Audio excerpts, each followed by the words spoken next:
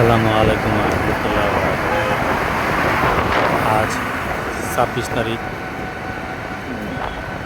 মে মাসের 26 তারিখ। আর একদিন বাকি ঈদুল আজহা। আকাশের অবস্থা ভালো না, না। সারাদিন প্রচুর বৃষ্টি হয়েছে, এখন আকাশে প্রচণ্ড মেঘ হয়েছে। ইনশাআল্লাহ যাচ্ছি গরুর হাটে।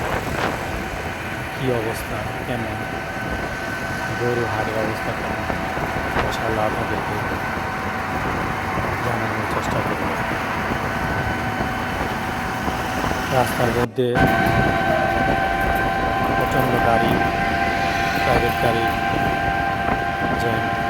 গরু হাটে যারা আসছেন তারা গাড়ি নিয়ে আসছেন কেনাকাটা করার জন্য। আপনারা দেখতেছেন দীর্ঘ 1 কিলোমিটারের উপরে জ্যাম, গাড়ি জ্যাম এবং গাড়ি পার্কিং করে রাখছে। তো আস্তে আস্তে যাচ্ছি, দূর থেকে দেখা যাচ্ছে আর গরুর হাট। 300 ফিট গরুর হাট, বিশাল বড় একটা গরুর হাট। প্রচণ্ড গরু আমদানি, সেই পরিমাণ কাস্টমার নাই।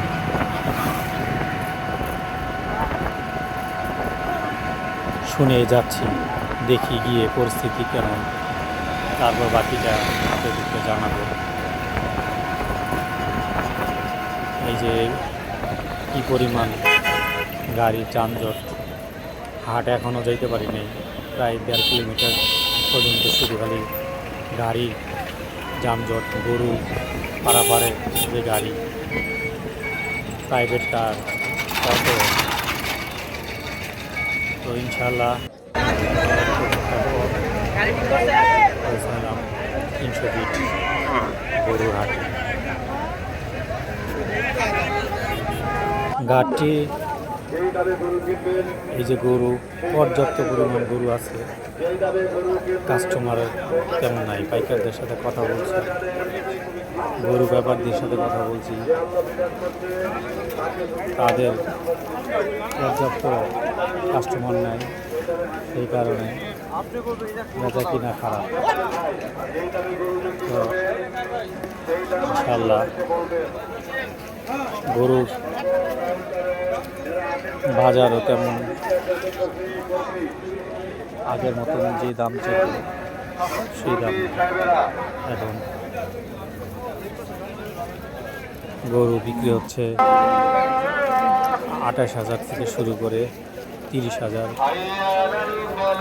অতিরিক্ত হলে 32,000 টাকা মন। আর 2 দিন আগে যেইভাবে পাইকার ভাইরা দাম চাইছিল সেই পরিমাণ কাস্টমার নাই, ক্রেতাও নাই। ক্রেতাদের চাহিদা কম এবং বাজেটও কম, এই জন্য গরু তেমন একটা বেচা কেনা হচ্ছে না। পর্যাপ্ত পরিমাণ গরু আছে। তো এখন যেই পরিস্থিতিতে আমি ভিডিও করতেছি, তখন সময় এশার নামাজের পরে, মেবি 8টা, 8:30 থেকে সন্ধ্যা 8:30টার দিকে। এবং প্রচণ্ড গরু বেচা কিনা পাইকাররা ছেড়ে দিয়েছেন, আর ওনারা অপেক্ষা করতে চাচ্ছেন না। ওনারা দীর্ঘ 4 দিন যাবত এখানে কষ্ট করতেছেন, বৃষ্টিতে ভিজতেছেন, কাদা মাটি, একদম হাটের অবস্থা খুবই খারাপ। আপনারা দেখতে পাচ্ছেন কাস্টমার নাই, গরু, প্রচুর গরু।